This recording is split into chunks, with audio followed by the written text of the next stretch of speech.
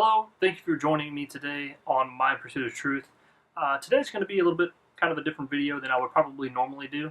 I recently applied to go to an apologetics sort of training and mentoring class program.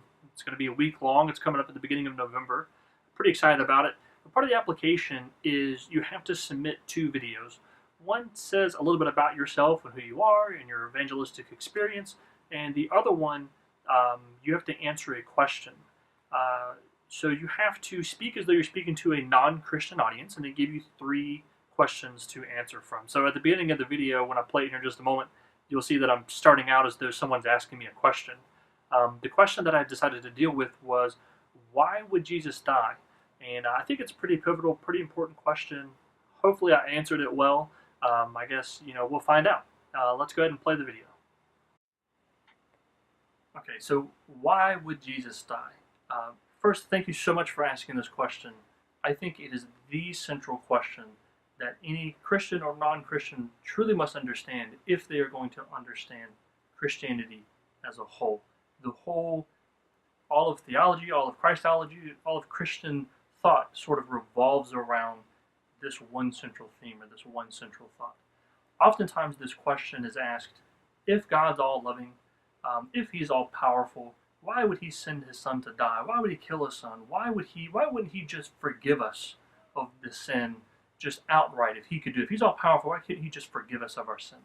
And these are great questions, these are great objections, and especially when they're asked with an open mind to kind of walk through the themes, it can be a very interesting kind of a turn, because we often forget one part of God's nature in that he is just. So God is not just love, right? That is one aspect of his nature, one aspect of his character. But he's also just. And if God were to just say, you know what, I'm just going to overlook sin, I'm just going to kind of forget all of that happened, then we would have to bring into question God's justness. And if we brought into question the justness of God, then sort of the ontic referent that we would have for moral judgment, for morality in general, the idea of right and wrong would kind of break down if we don't have some sort of a superseding idea of morality. So we have to bring into the concept of God's justness into the conversation along with God's love. And so in the book, The Finished Works of Christ, Francis Schaeffer says that technically no sin is forgiven. If they were forgiven, then God wouldn't be just. In fact, the price has been paid. All sin has been paid for. And that's how we're able to maintain God's justness as well as his love. And I believe it does two further things, which when you look at them generally, they seem sort of contradictory. But it's really amazing and shows the wisdom of God when you understand the two things that Christ dying on the cross sort of accomplished. In one aspect, it showed us the greatness of our sin. It showed us the greatness of the consequences of our sin and our lifestyle. Oftentimes we just think of Christ as some whipping boy, but in fact that's really not a good analogy. The whipping boy is someone separate from ourselves that we typically have no relationship to, who takes a punishment for us. And while we're grateful, it doesn't cause us any real harm. But that's where the analogy sort of breaks down. A closer analogy to having Christ take our sin upon him and take those consequences and pay that price would be someone that we love, such as our wife or our mother or our father, paying a price for us. How painful would that be?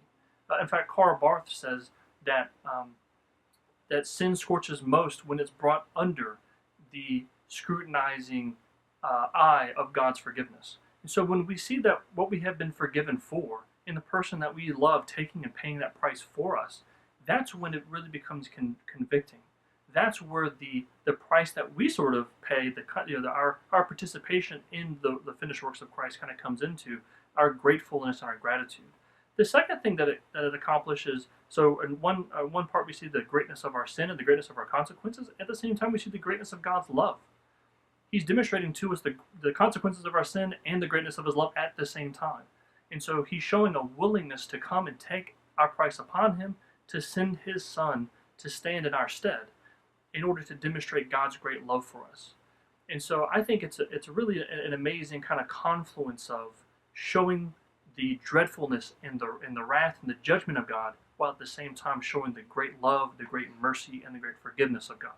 And so that's why I think Jesus died on the cross. It's a great question. It ties in a lot of different ideas all at the same time. And thank you for asking it. Well, there you have it. I submitted that. I haven't quite heard back yet. It's going to be a little while before I hear from them. But I think that that's such an important and pivotal question that anyone should be able to address and answer. And so it should be a question people are open to hear and to consider, and something that I believe that everyone should think about and explore. So if you like this video, go ahead and give me a thumbs up. Leave me a comment in the description. Tell me what you think. And consider sharing this video with others. If you found that this was good and beneficial, very informative, consider sharing it with your friends and seeing what they think. And maybe it can spark a discussion. Maybe if you have a friend who is questioning their faith or who doesn't believe and has this particular question, maybe you can send them this video and this could kind of spark a question, spark a conversation between the two of you. So anyway, like I said, hope you liked it. Thanks for watching. I'll see you in the next one.